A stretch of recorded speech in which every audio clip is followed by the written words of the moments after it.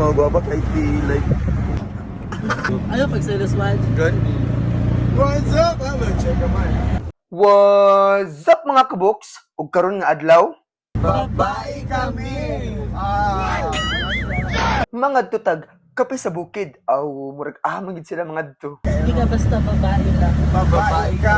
Actually mga kaboks no sa kadugay sa panahon duol raman unta anis amo ang location, pero never pa jud ko nakalaag diri at bakit kay di man gid ko laagan ay maong karon kay mo travel man mi mag-uban ta na unsa aron sama-sama ta mabasa sa gabunok nga ulan. Ma-excite ta oy kay gusto ako tilawan otro ilang burger kay di ko ka move on sa lasa kay hidalan ra ko sa akong family sa una kay wala og kauban maong balikan ako walay mag-move on og never man jud ta mag-move on. Sorry. Ug pag-abot jud namo mga kaboks nag-farking dayon mi ug diha dayon na feel na gid nako ang magnitude. Wow, unsa na linog na ang siya. Kay nakita na gyud nako ning kape sa bukid tabang na ignorante ko dring dapita. Shades, isa gyud nas mga dili dapat malimtan kay plus points na siya man. Sure. And for years, nakatunob na gyud mi aning nagtrending hagdanan. Layo pero worth it or worth the wait.